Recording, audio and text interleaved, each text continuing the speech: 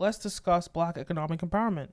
Elon Musk says diversity, equity, and inclusion must cease to exist. He said DEI must die.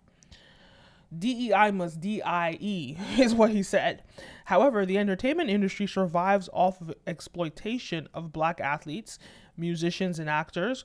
Without our talents, they would be irrelevant. Should we boycott them and focus on building Black-owned institutions? The West is... Okay, so let's talk about this, right? So Elon Musk says diversity, equity, and inclusion must die. And so if diversity, equity, and inclusion, and we're seeing this rush, right? We're seeing this rush from these white-owned organizations. They're rushing to defund, deprogram, diversity, equity, and inclusion programs. They don't want to put their money in us. And as much as like every community has a right to spend their money how they want to spend it, I think it's time for Black people to start thinking inward.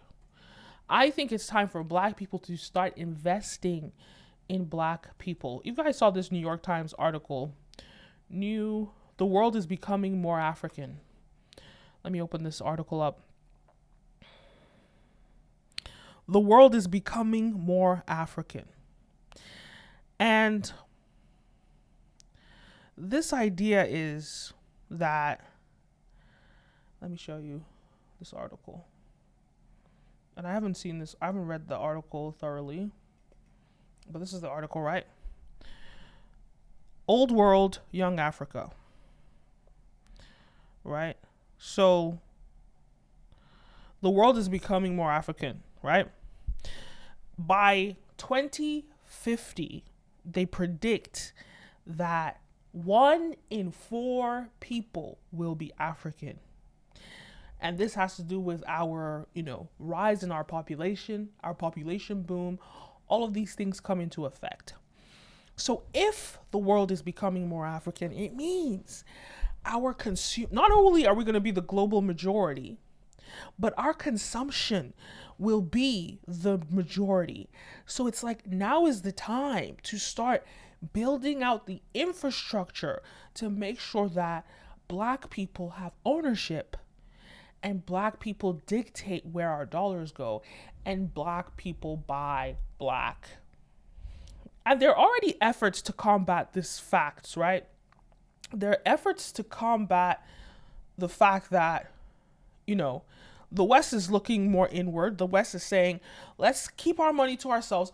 Let's invest in ourselves, right? We have Amazon pulling out of Nigeria because Amazon Prime pulls out its defunds its African content because media is propaganda, right? Whatever media you promote is propaganda. So they defund that and they say they're going to spend their money on European cinema, European products. Not only that, Issa Rae was complaining recently that there's a defunding, right?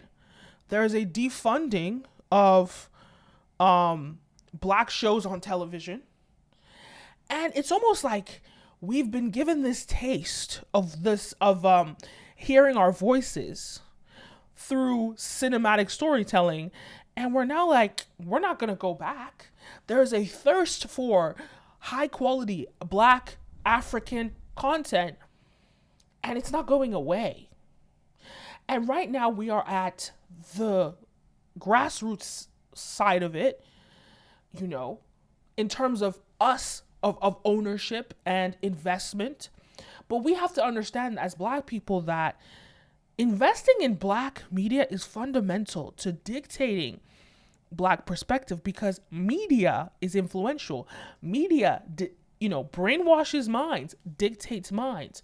So if we want to decolonize African minds, we have to control our media. We cannot allow the white power structure dictate what we watch and what we believe.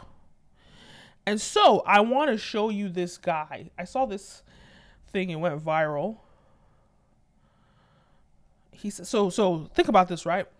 The world is becoming more African. 1 in 4 people are going to be African in 2050. Now is the time to, like, that's how many years? 26 years. Now is the time to start investing in Black content, Black economic empowerment, and making sure that we own the full beginning, middle, and end. And this is a good thing. Diversity, equity, and inclusion being defunded is a good thing, because as the white people or the whites start saying, let's invest in ourselves, we start saying, well, let's invest in ourselves. And now we get to own our entire value chain. And it's important that we do this, because there are already people that are starting to look at us as they're hearing this news about the rise of Africa. There are a lot of Westerners who want their power back. So this guy, his name is Eric Prince, private military contractor, advocates for recolonization of Africa. This is real. This is real. Okay, let's check this out. To put the Wait, hold on. The imperial hat back on to say, we're going to govern those countries if you're incapable of governing yourselves, because enough is enough.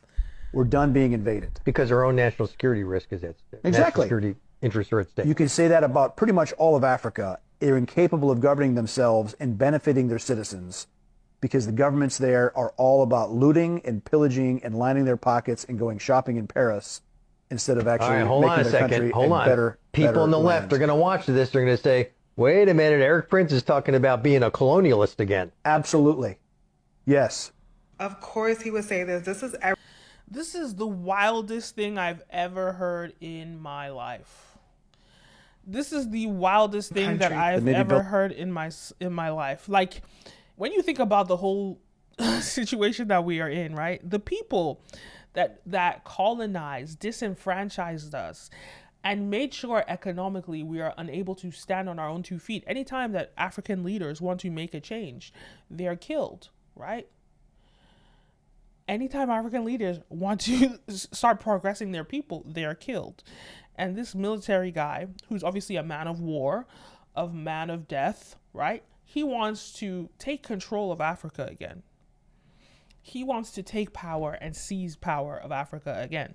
Let's see what else he had to say.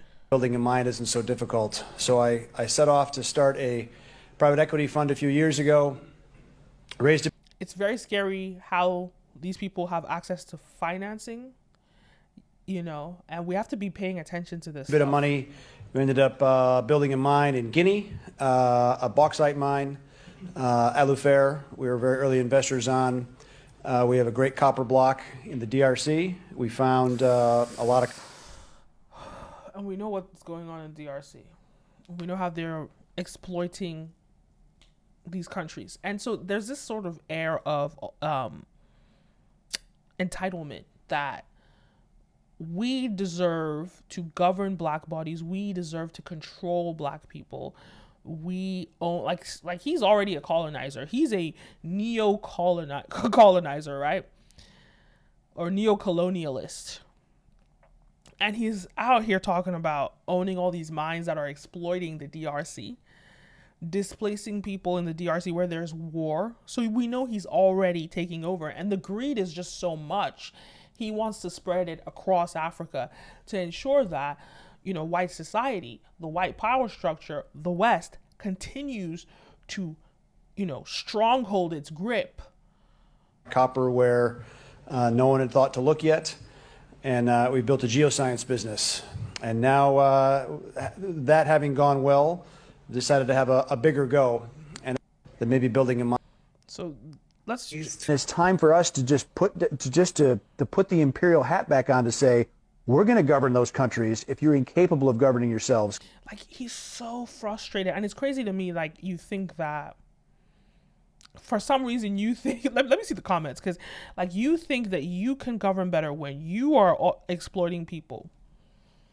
You are exploiting people. You're not even governing America right, but you get to dictate who is governing their land better or right when you can't even govern America. It's just the audacity It is the audacity of this. And so this is the mentality that's being pushed by people like him, people like Elon Musk, all these, mentalities around white supremacy. These are the mentalities being pushed. I don't know why I can't click on the comment section, but these are the mentalities that are being pushed. And as Black people, we need to stay aware of what our threats are. We need to be aware of what our biggest threats are.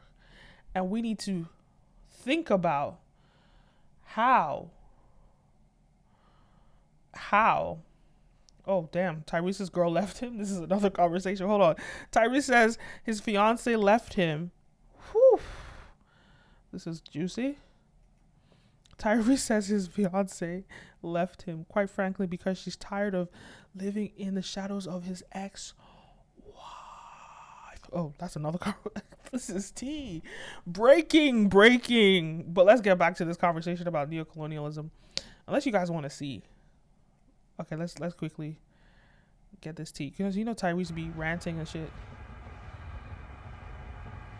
Now that we got that out the way, my lawyers, my managers, everybody's pissed. I just released my double album today. What? But it's only available for 10 hours. 50 Cent, Cat Williams, Kanye, forgive me. I used you for clickbait. Watch the trailer. Anyway, not watching any of that. Messy, but back to what I was saying, right?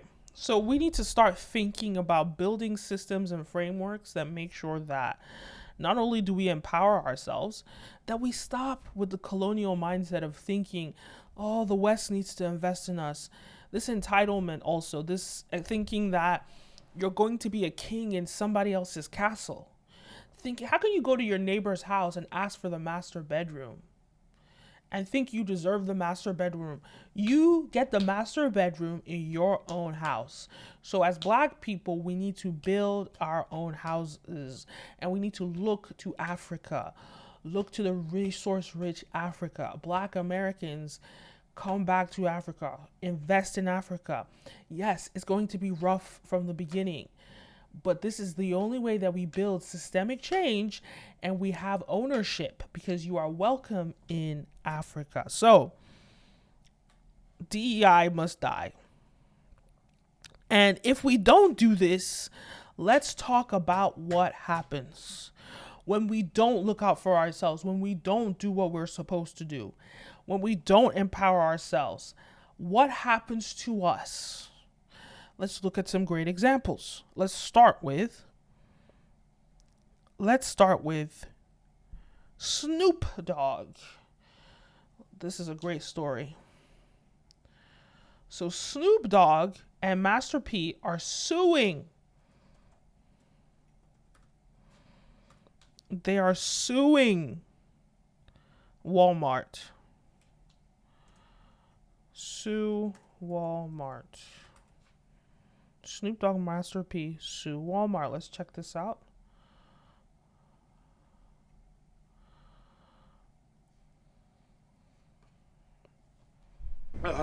Is there a doctor on the plane? The name's Umstick. Dr. Umstick. Get my... These ads. Maybe I should just hide it for now. Sheesh. Okay, wait. There we go. We see it. Laid back. With my mind on my money and my money on my mind. Snoop Dogg certainly has his money on his mind and his business ventures. The Long Beach rapper and his fellow musician turned businessman Master P are taking legal action against a major retailer. They claim they've been discriminated against. Eyewitness News reporter Rob Hayes has the story. Snoop Dogg and rap Laid back. go hand in hand, but Snoop Dogg and cereal? What up, though? This is Big Snoop Dogg. Well, that's a duo he's hoping will go spoon in mouth. But the Long Beach-born rapper and his cereal business partner, rapper Master P, say cereal giant Post and retail giant Walmart have quashed their efforts to get Snoop cereal on store shelves. How come all these knockoff brands are successful and we don't have a chance? This was collusion. This was breach of contract. Civil rights attorney Ben Crump is representing Broadus Foods, the company formed by Snoop Dogg and Master P. They are suing Post and Walmart. Crump released this video he says shows people searching Walmart shelves across the country failing to find Snoop cereal. He says that's despite having a sales contract with Walmart and Post to carry their products. So where was all the Snoop cereal? According to the video, it was still sealed in its shipping boxes. People who wanted affordable, nutritious cereal could not find them. Post didn't respond before deadline, but Walmart issued a statement that reads in part, Walmart values our relationship with our suppliers, and we have a strong history of supporting entrepreneurs. Many factors affect the sales of any given product, including consumer demand, seasonality, and price, to name a few. But Snoop and Master P say this is more than just a standard business disagreement affecting two wealthy rappers. They say it could bleed down to other Black-owned companies that are not getting a fair chance at building generational wealth. This is about minority-owned companies getting a fair share. Give Black-owned businesses a genuine chance to succeed and build the intergenerational wealth promised by the American dream. In Westchester, Rob Hayes, ABC 7 Eyewitness News. Hello, I'm Mark Brown. So, again, it goes back to what I'm saying, right? You're going into somebody else's house and you're asking for the master bedroom, or you're asking for a guest bedroom. Not everybody has to give you a guest bedroom in their house. They might say sleep on the couch. They might say sleep on the floor. They might say you're not welcome in our house. So there's this need and desperation, you know, and I get it. With capitalism, you need money now. You're not thinking about money in the next 20 years. You're not thinking about this, you know, statistics about, you know, 2050. You're thinking about, I need to make money now. But we have to plan together. We have to come together and put money into the Black community globally. 1 in 4 people on planet Earth will be African, will be Black by 2050, in 26 years. We need to start investing in ourselves. We need to start having complete ownership of the entire value chain. Because you go to Walmart, Walmart is still a white-owned company. They have every incentive to sabotage you, because why should they help you?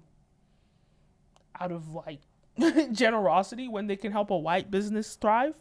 If you really have to understand what capitalism is and its foundations and its roots in white supremacy, for you to understand why capitalism was never designed for Black people to thrive, and now why we need to, as Black people, change the structure and start investing in ourselves. So there's another clip that I saw that I wanted to evaluate. There are a few things, so many things going on, so many things to evaluate. But let me see, earn your leisure. There we go. Earn your leisure. This is a public service announcement. No. All right. A few interesting things I saw from this is one of them, but there's another one I saw. This is one of them. I'm going to talk about all of these things. Jeff Bezos sells $2 billion worth of Amazon shares in his first stock sale since 2021. Okay, so a few things to look at. The truth about Black vote and support for no. So these two, we're going to evaluate these two. But there's one that I saw. Okay, let's look at this one, right? This is about the CEO of BET. Ebony was getting $20,000 for a full-page ad when Esquire was getting $200,000. Ebony was bigger than Esquire. Read Brett Pulley's book, The $1 Billion Bet, the unauthorized biography of Bob Johnson and BET. In the book, Brett Pulley writes that when Viacom bought BET, they discovered that BET was getting $1,500 for a 30-second for an ad, and the same ad MTV was getting for $8,000. Let me blow y'all away. Do the math. $1,500 and $8,000. That's a $6,500 difference. Imagine if Bob Johnson and Sheila Johnson had been getting fair market value from day one. That means that BET sold for $2.4 billion plus $400 million in debt. That's $2.8 billion. If they had been getting fair market value, BET could have actually been worth $6 billion, and Bob and Sheila could have sold a third of BET for $2.8 billion and still owned it. Ebony was getting $20,000. So I love Roland Martin. He gets, a lot of this information about the media industry in general. He always drops the facts. I commented on this. I want to see if I can access my comments. Why can't I access my comments? Wait. Oh my gosh. Ebony was getting No, I'm going to have to probably read out my comments. What I had to say about that.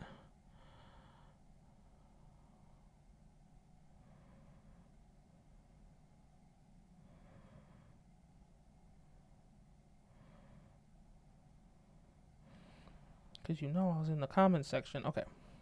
This is my response to this, right? So they say BET lost $3.2 billion in valuation because they were underpaid by advertisers. How do you get underpaid by advertisers? Explain that to me. So my response was, at a certain point, you have to take accountability. I'm all for Black economic empowerment. I stand for it. It is my life's purpose. However, when you own a business, you dictate your prices. You have the power to accept and deny customers. The fact that BET/Ebony didn't do their due diligence to find out ad rates on other magazines or platforms is plain incompetence. All you had to do was pick up a phone and pretend to be a customer to find out their rates. So that's number one. Number two, Ebony/BET should have sought out and amplified Black-owned businesses to their large viewership. They are part of the problem. Media gives you power. You control the minds of millions. They could have spent their time convincing Black people to only buy Black. Instead, they focused on empowering people like Bernard Arnault, the richest man in the world, owner of LVMH, who doesn't even respect us. Sure, a lot of Black-owned businesses didn't have the funds to pay. So there's an argument, right? They want to make $200,000 an ad. Black businesses can't afford that. That's the mentality, unfortunately. But what happens when you put money, think about what Ebony BET was back in the day. They were the shade room, right? They were the pinnacle of attention for Black entertainment.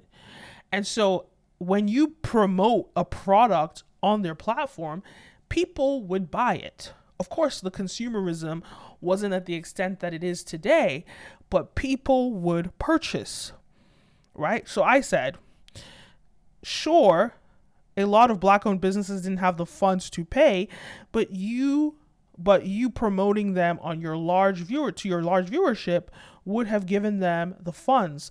Look what happens to folks that promote their businesses on the Shade Room today. BET could have started with a deal like 10% equity in their gross revenue every month, and they get on the magazine, right?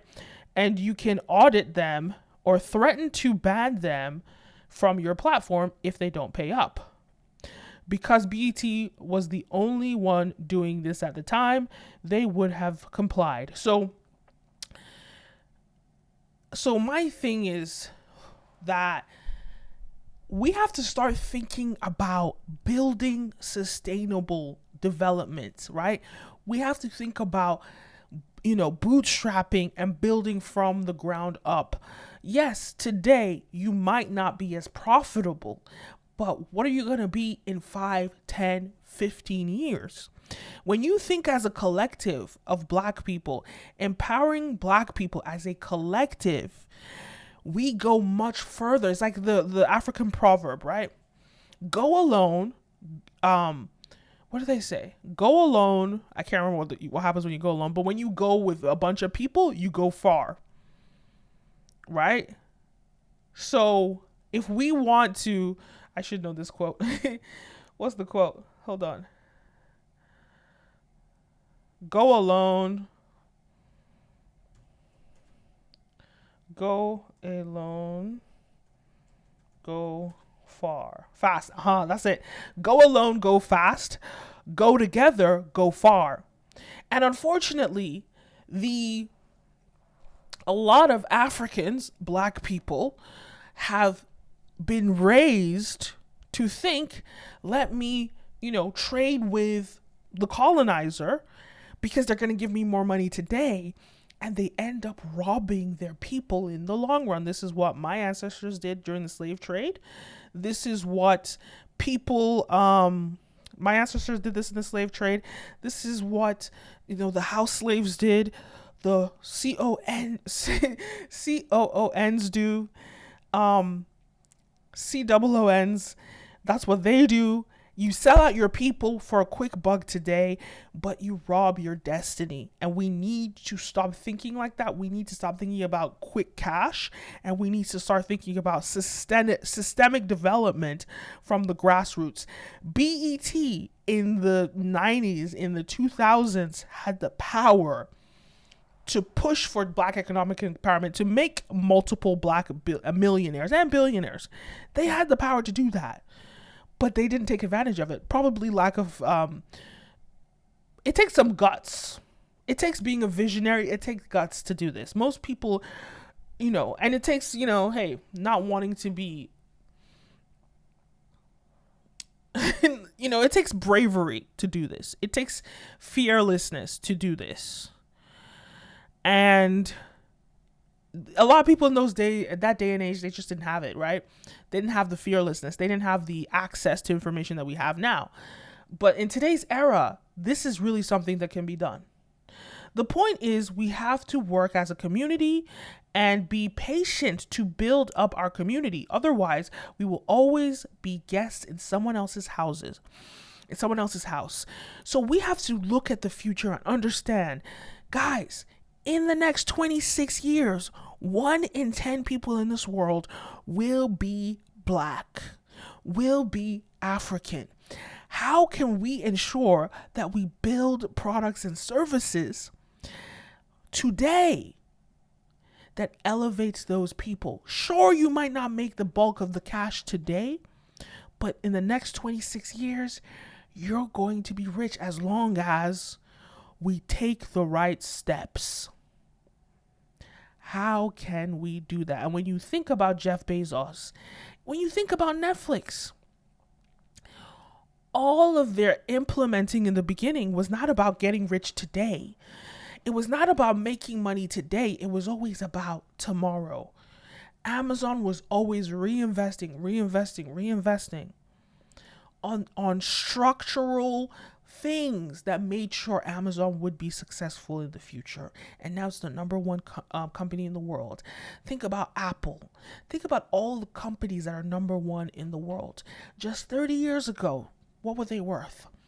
Now think about if we could get, it doesn't take that much money to have a startup. I was having this debate with a friend who was telling me that you can't do anything. We have to get rid of pessimistic people. Get them away from us. But he was telling me that you can't, work on Black economic empowerment with only $2 million is impossible. That's a small mind. That is a small mind. How much did it take for, what's his name? Mark Zuckerberg to build Facebook, the $1 trillion company today, one of the biggest companies in the world, the company that shapes all of our minds, that influences all of our minds. How much did it take for him to start Facebook? $0. You start at zero. You start building the framework, and you put one foot in front of the other. One foot in front of the other. You keep doing that, and you end up building and building and building, because it takes one drop of water. One drop of water can create an ocean. So you have to have the patience and understand that it's not going to happen overnight. But if we give ourselves 26 years, what can we build? What can we build in 26 years? How can we take full ownership of the black dollar? And it's not going to be dollars. It might be bricks, or it might be an African currency. How do we take full ownership?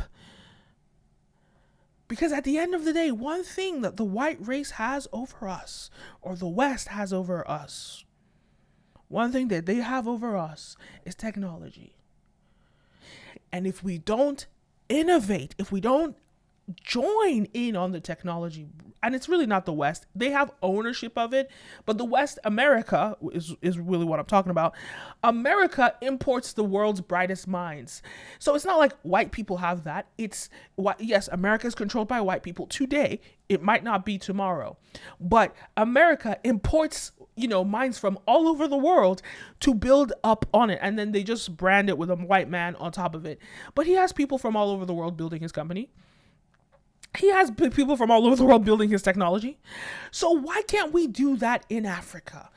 Building the schools, building the institutions, building the businesses, investing in Africa, investing in our land. Check out Wigwe University, great university that's being built in Nigeria. Building our own people. And when we do that, we can create the systemic change that we need to make the change that we want to see in the world. Think about it. The last point that I made was, how can you go to, it was back to what I said, how can you go to your neighbor's house? So we have to stop complaining as black people and saying, oh, diversity, equity, and inclusion, they're not helping us. They're not investing in us. Woo, woo, woo, woo, woo. Just whining, whinging. And we have to start thinking like Zuckerberg. We have to start thinking like Musk. We have to start thinking like all of them and build our own. And it's not that we don't think like them. It's not like we don't do that. They didn't invent entrepreneurship. It's not like they're geniuses. Like, they've just branded it with whiteness. But that's not the truth. We have plenty of capable African entrepreneurs. But I think as black people, we need to work on educating ourselves on African history, because we have a lot of rich, hyper wealthy black people, ultra wealthy black people that reinvest into the West, because that's what the system has taught us to do. So we need to start decolonizing our minds and putting our money back into black-owned infrastructures and taking a patient, long-term approach to understand that we have the potential in the future to 100% own our stuff and control our minds, because by 2050, I repeat, 1 in 4 people on the planet will be African. Now, how can we today build and control tomorrow? One way that we can build and control tomorrow, let me go through a negative thing, and then I'll talk about a positive thing. So let's look at Michael Jackson. Unfortunately, this is what we need to stop doing. We need financial literacy. We need to stop being ignorant and making moves like this. So what happens, right? Michael Jackson's estate. So basically his family, probably people like Jermaine Jackson and people like that, not naming names. I don't know if it's Jermaine, but his estate essentially sells his music. They sell 50% of his masters for $600 million, valuating his entire catalog at $1.2 billion. What insane nonsense. Michael Jackson fought not only to own and control his masters, he bought other artists' masters. He bought Eminem's masters. He bought so many people's masters because ownership is the foundation Ownership is the most important thing to make sure that we grow and we thrive. Michael Jackson bought all of these people's masters and made sure he fought to own his. And now people, his family, his estate is selling off his masters. Like they say in the comment section here, he would be rolling in his grave. And so we need to stop doing things like this. We need to stop doing things like this. This is what, and who do they sell it to? They sell it to Sony Music, a white-run organization. And don't get it twisted. Sometimes they might have a black CEO, but it's still owned by white people, owned and controlled. So white supremacy will always be, at the forefront of things like that. It just is the way it is. So we need to start focusing on ownership. Michael Jackson owned his masters. He fought for that. And look what happens. Part of his family sell it off. There's Michael Jackson. There's another story that I saw that made me scream. What's his name? Fabio Foreign? Oof. When we get our hands on money, when we get our hands on capital as black people, we need financial literacy so that we stop making the same stupid mistakes. Reinvesting the money back into white society. What is it? Like the black dollar circulates within the black community for seconds. So we're not even trained to keep our money. We hand it back to white people immediately. We need to start reframing our minds and focusing on keeping our money within the black community. I'm trying to find this. Wow. I send myself a lot of stuff. Fabio Foreign, where is it? My goodness. Anyway, Fabio Foreign was talking about how he basically blew all his money that he got in his deal. He got a couple, his deal was like $1.7 million or something. And he just tells us how he went broke. Right? And it's so unfortunate because it could have been avoided. He could have turned that into wealth. And so when we get the opportunity, which is rare, when black people get the opportunity to have our hands on money, we need to start being wiser. We need to start investing our money wisely. Stop plundering and throwing it away. I can't find this article. I send myself so much stuff. I don't even know when I sent this.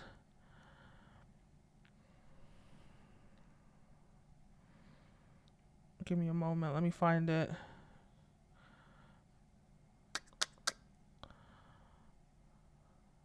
I don't even know how many days ago was this. No, I've passed it. Let's try one more time. It was a few days ago that I saw this story.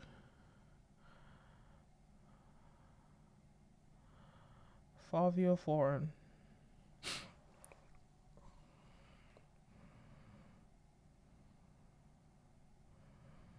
Okay, let's go back. I think I passed it. But either way, you get the story. You get the gist of it. He essentially gets all this money and blows it immediately. So we need to stop doing that as black people. We need to start learning how to invest our money, create wealth with our money. When you get a check as a black person, that's a check for all black people. You need to think about all black people, the collective. How can you yourself be wealthy? The more black people that are wealthy, the more that we have the ability to divert our dollars where we want to divert our dollars. All right, let's look at this. So let's look at this solution to the issues around black economic empowerment. Check this out. Less than 1% of the designers sold on major department stores' websites. Okay. So McKinsey released a study. So by the year 2030, we're going to spend, Black people are going to spend $70 billion a year on apparel. The other thing that was interesting about that study is that Black people are 3 times more likely to switch brands if it's a Black founded or Black created brand. That just really happened, I think, after 2020. I feel like after 2020, we all were like, if we're going to make it, we got to take care of ourselves.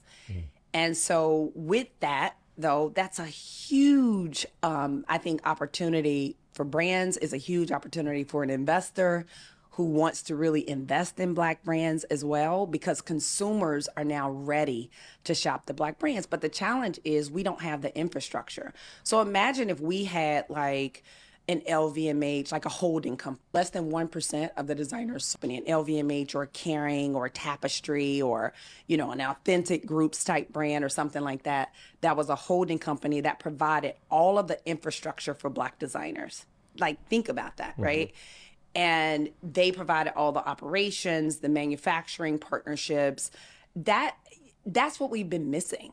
Like, if we had that, the opportunity for Black brands and where they could go is really limitless.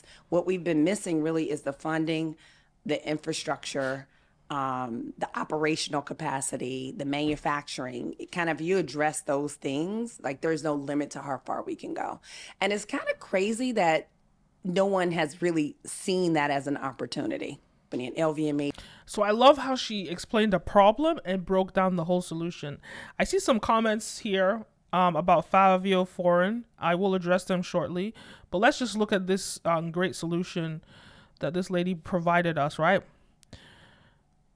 Okay, the secret behind LVMH's dominance in the luxury What exactly market. does LVMH do for all of these brands that they have ownership in? They provide the revenue for those brands. That's a big piece of it, which then allows them to be able to do proper marketing. It also allows them to tap into LVMH's infrastructure. So what is that? Like accounting, manufacturing support, operational support. Like those are the things that a lot of times smaller brands are struggling with. Cash flow, you know, which is a problem for all small businesses. That's huge. You don't have to imagine if you could just go create and do the things that you actually love in a business without having to worry about all of the business operations of what it takes, because that's what takes small businesses out. It's the cash flow, it's the, you know, the accounting piece. So was Ye correct in his assessment?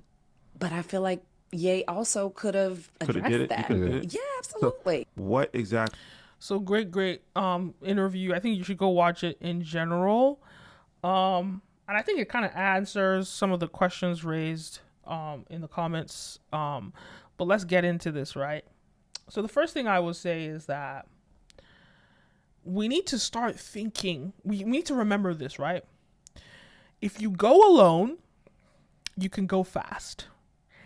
If you go with a group, if you go together, you can go far. We need to start thinking about going far. We've had a lot of Black people who have gone alone and they've gone fast. And they're alone in that wealth, and they put their wealth back into white communities.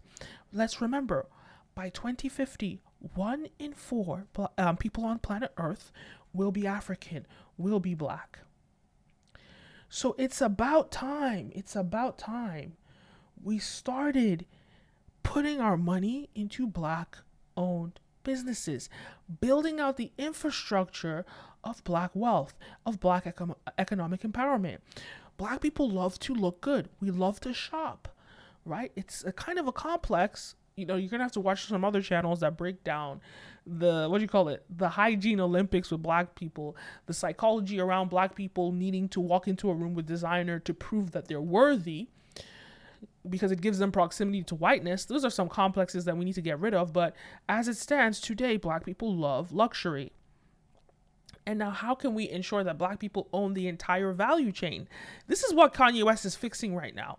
You know, he had the whole infrastructure of Adidas and he used that to, you know, to push his brand. That's what Rihanna is doing with Sephora. She has the whole makeup infrastructure, as this woman broke down, and she's using that. But just like Kanye West, if Sephora decides they want to drop Rihanna, she's nothing without them. And I think she only owns like 50%.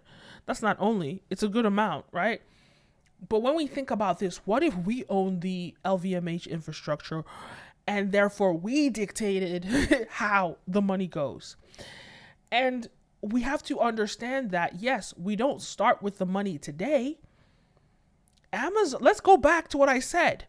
Facebook, Amazon, these companies started with minimal money. Facebook started with $0. Amazon, he got his first investment. I think he got like $250K from a bunch of different people. But I don't know at what stage it started at zero, but everything starts at zero. At one point, he had an idea and he had $0.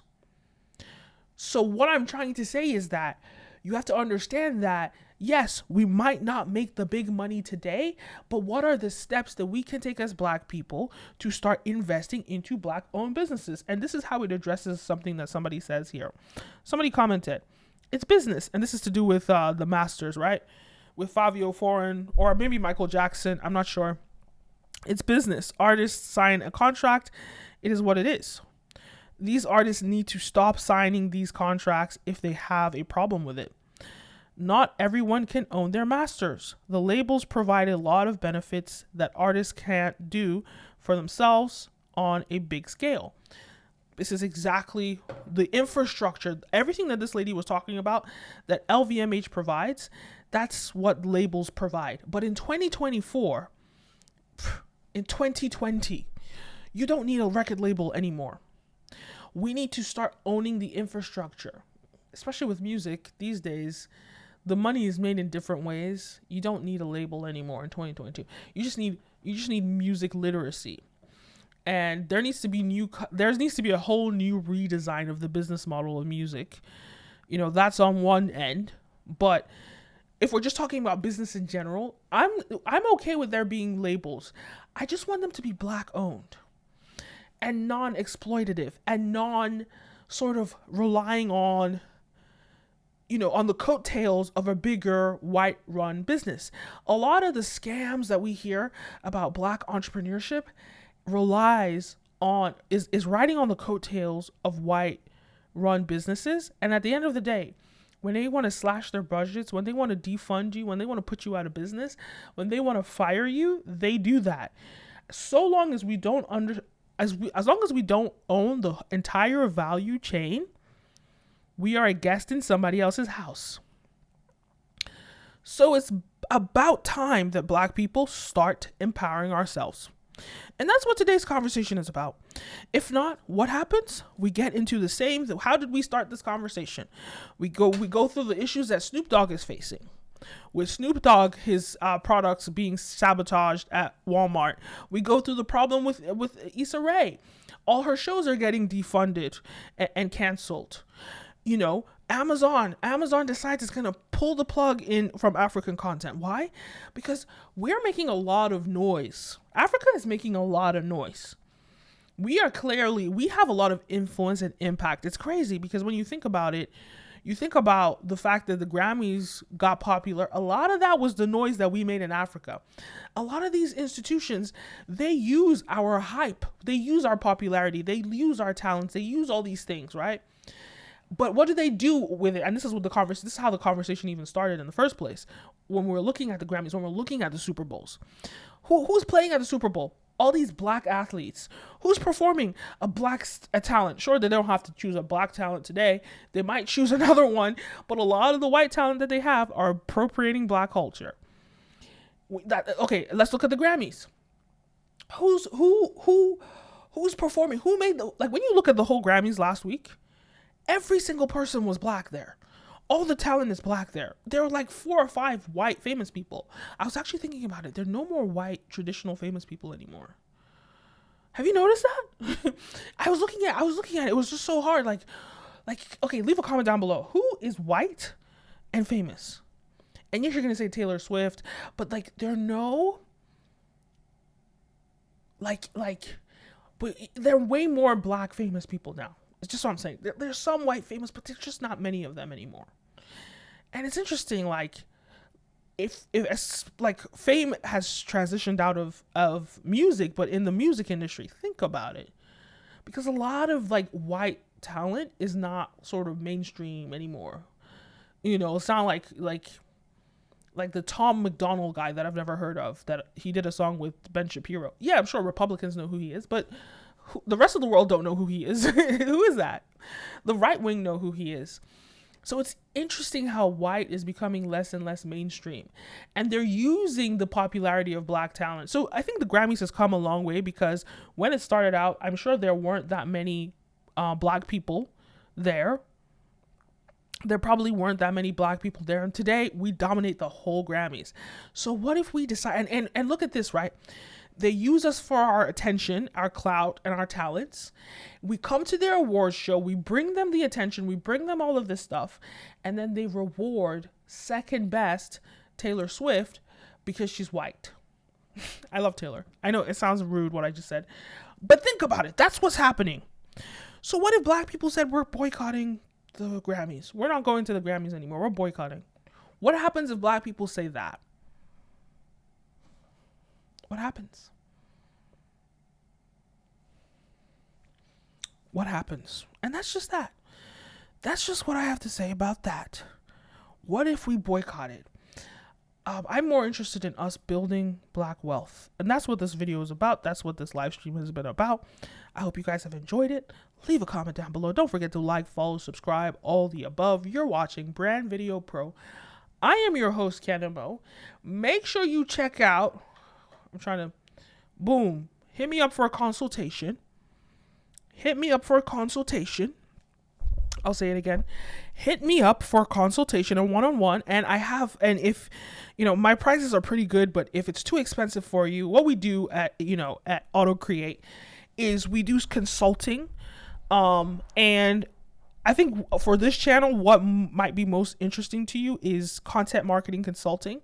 But also there is business consulting, all the stuff we talked about in this video. If you have a business and you want to figure out how can you monetize, what are the next steps you need to take, how should you build out the infrastructure, hit up this Harvard Business School student and I will give you the lowdown. There's not just that.